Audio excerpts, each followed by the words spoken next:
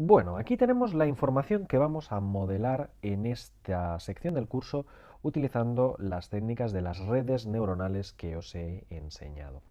En este dataset llamado Churn Modeling tenemos el identificador del cliente junto con el apellido del mismo, entonces podemos ver que estamos ante probablemente un conjunto de datos bancarios. Hay mucha información que tiene que ver con el dinero, el estado del cliente. Por supuesto es todo inventado, no es un banco real, ni mucho menos son personas de verdad, pero es un dato realista acerca de la información que tenemos de un total de 10.000 clientes. Si hacéis scroll para abajo podréis ver que se llegan hasta los 10.000 clientes y parece ser que todo se ha cargado perfectamente bien, no hay ninguna casilla vacía, luego lo comprobaremos de todas formas, pero parece ser que ahí tenemos toda la información que hemos podido extraer de esos 10.000 clientes. Entonces, un determinado banco nos llama y nos comenta que pues, ha detectado una tasa de abandono inusual, ¿de acuerdo?, de los clientes del mismo.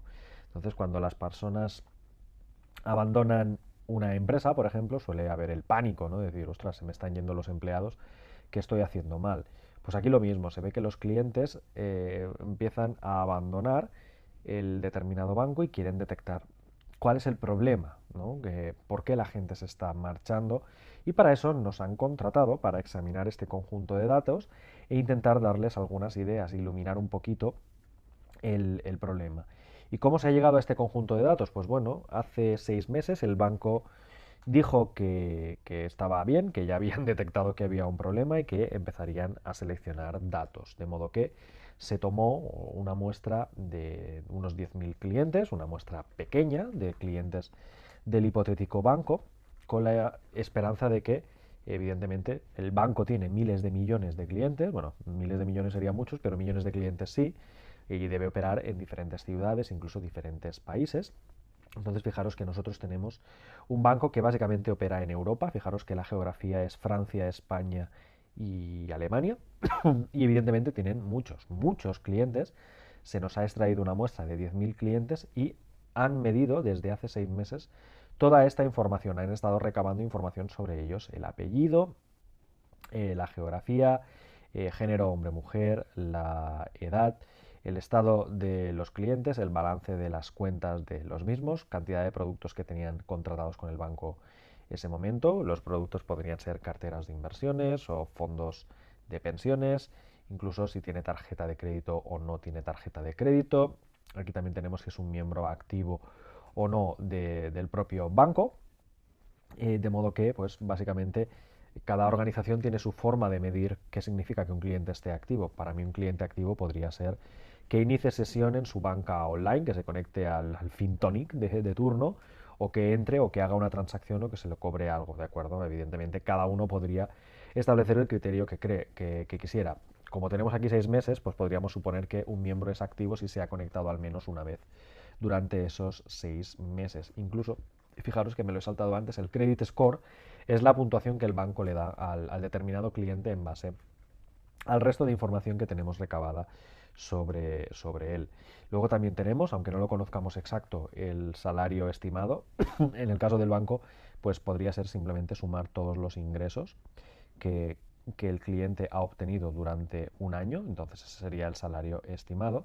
Y bueno, esa información la tenemos durante 6 meses, de modo que para cada uno de estos usuarios, 10.000 clientes en total seleccionados aleatoriamente, hemos obtenido toda esta información y en base a ello se determinó por último, a posteriori, si el cliente ha dejado o no el banco dentro de esos 6 meses. Entenderemos que dejar el banco es que, pues, por ejemplo, ha cancelado todas sus cuentas o ha quitado la nómina o, yo qué sé, lo que queráis pensar que es dejar el banco, que hace mucho tiempo que no sabemos de él o lo que sea, ¿de acuerdo? Lo más sencillo es pues pensar que, pues por ejemplo, el señor número uno, el señor Hargrave, pues sí, se fue del banco, cerró las cuentas y ya no está en este banco en cuestión. El número dos, el señor Hill, o el de apellido Hill, pues no salió del banco, sigue en el banco. El número tres, Ohio, sigue, no, este se salió del banco. El número 4 y 5, Bonnie y Mitchell, los dos siguen en el banco, no han salido del banco. El número 6, Chu, ha salido del banco y así sucesivamente con todos estos usuarios que tenemos en el dataset. Entonces, si veis un 1 significa que la persona ya no está en el banco, que esa persona pues se decidió cambiar de banco, irse a otro banco, y el 0 es quedarse. La idea es establecer pues, un criterio para detectar clientes que corren el mayor riesgo de abandonar el banco, y lo que queríamos ver aquí es que pues este problema que os presento aquí como un problema del mundo de la banca es un problema muy típico en todas las empresas, y de hecho nosotros personalmente cuando trabajamos en empresas, la propia empresa suele tener un departamento llamado recursos humanos, un recursos humanos que normalmente suele tener este tipo de catalogación o algún algoritmo que le ayude a predecir qué tan probable es que uno de sus empleados se marche, ¿de acuerdo? Al final, muchas veces se trata también de añadirle un poco de valor añadido, porque cada organización es totalmente diferente y la forma en la que trata a los clientes o a los empleados suele influir mucho más que una serie de cifras estáticas como las tenemos aquí. Pero bueno, cada vez que una organización trate con personas o trate con clientes, este tipo de análisis que haremos tiene mucho valor. De modo que las habilidades que aprenderéis aquí para analizar con redes neuronales este tipo de problemas serán transferibles a otros muchos campos de la vida. No tiene por qué ser un banco, podría ser una empresa y tampoco tendría por qué ser tasa de deserción. Son solo unas formas de modelar la demografía o la segmentación que se puede aplicar, por supuesto, a miles de millones de escenarios. Aquí hablaremos de bancos, por supuesto que sí, pero el mismo escenario podría funcionar si la persona decide quedarse o irse, obtener un préstamo o no, ser aprobada para obtener un crédito o no, yo qué sé. Cualquier cosa que resulte en un estado final binario de obtener o no cierto estado o objeto o servicio, pues se podría aplicar esta misma técnica. Por lo tanto, según la experiencia previa, vosotros mismos sabréis si una persona es o no es susceptible de ser positiva en un determinado estadio, e incluso cuantificar cuál es la probabilidad de que el estado que estáis evaluando sea positivo para ese individuo, ¿de acuerdo? Podría tratarse de transacciones fraudulentas, que en el tema de los bancos sí que es un tema que miran bastante, qué tan probable es que una transacción sea fraudulenta, por ejemplo.